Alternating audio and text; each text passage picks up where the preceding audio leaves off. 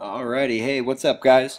So, what we're going to be looking at today is some of the more commonly missed week 3 homework problems. Just kind of been playing around some more here on WebAssign, and I think that this is an even better shot of exactly what we're looking at here. So we can see that for this particular problem, number 26, this is the one that we struggled on the most. 50% of us got it correct, meaning that 50% of us got it incorrect. So this was the most commonly missed problem. We'll start off by looking at this one, and then we'll move down here to problems 28 and 29. You'll see 35.7% of us missed these problems here, and those are both good ones as well. I'm not sure if I'll be able to do it all in the same video or not.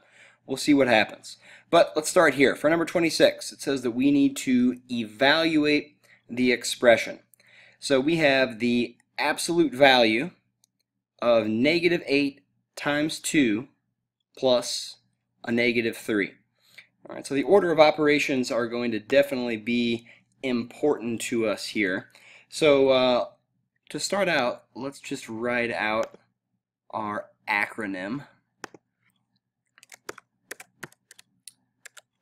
PEMDAS, just so we remember our order of operations. We have parentheses, followed by exponents, followed by multiplication and division, followed by addition and subtraction. So we always want to work left to right, just like we do when we read as we're going through these math problems as well.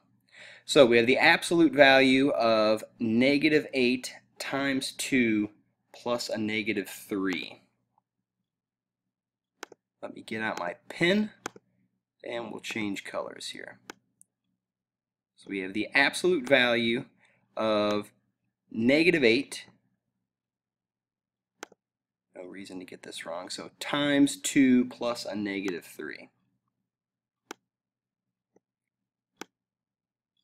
Times 2 plus, and we have this -3 here, and it was written in parentheses, so we'll leave it like that. Alright, so remember that when we're going through PEMDAS here, guys, the very first thing that we see is that we need to take care of our parentheses. Now this -3 is in a parentheses here, although it should be noted that this parentheses is not necessarily necessary. It's not one that we actually need here. We just need to understand that we are going to be adding -3. I think they just didn't want to write the plus sign and the negative sign right next to each other. That's why they have those parentheses there. Alright, so you should think of your absolute value bars as a set of parentheses. So we need to take care of everything inside of our absolute value bars. And we don't want to actually take the absolute value until we are left with a single number. That's a very important thing to remember. A lot of times students, I feel, want to take the absolute value of each number inside of a set of absolute value bars. That is an incorrect thought. You want to wait until you have a single number left inside of your absolute value bars, and then we take the absolute value. Okay, so really we should just be focused inside of our absolute value bars. We need to take -8 times 2 plus a -3. So we have three numbers here, a -8, a +2, and a -3. And the operations that are connecting these are multiplication and addition. So according to our order of operations here, we see that multiplication has to come first. So let's multiply first. So we still have our absolute value. Recall, that's not going to be taken until we have a single number left inside. So we have a -8 times a +2. That is a -16. And we are still adding a -3. We'll use parentheses since that's what they had written. But again, you do not need that parentheses if you want to get rid of it. Okay, so this is what we are left with. I'm going to go ahead and put an equal sign here, which just tells me if we are working through this problem vertically, what we see written in this line is equivalent to what we see written in this line. Alright, so this is equal to this. And we just went ahead and we kind of simplified the problem a little bit. Alright, so still working inside of our absolute value bars, we have a negative 16 plus a negative 3. Alright, so notice that both of these numbers are negative and we are adding them. So when you're adding two negative numbers together, you are just moving further left down the number line. So if you kind of think about a number line, imagine it, picture it in your head, and imagine that you are over to the left of 0 at negative 16. And now we want to add to that a negative 3, which means that we are going to go 3 units further to the left than negative 16.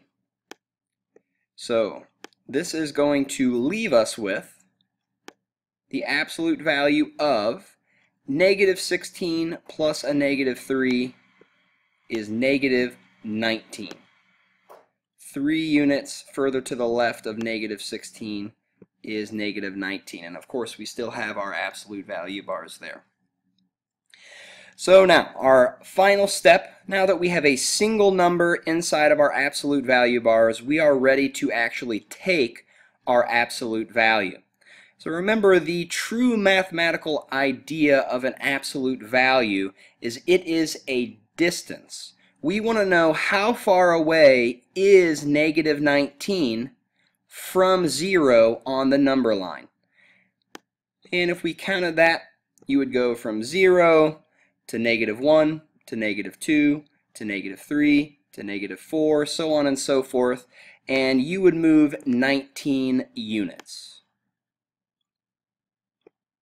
Alright, a lot of us just like to think that all the absolute value bar does is just changes any negative number from a positive, to a positive, which is true, but a more mathematical definition of an absolute value is that it is the distance that any number inside of the absolute value is from 0 on the number line. Alright, so I think we'll just cut this video off here, guys, and since this is the only one that was an absolute value, and we'll do the other two problems on a different video. Hope this helped, guys. We will see you later.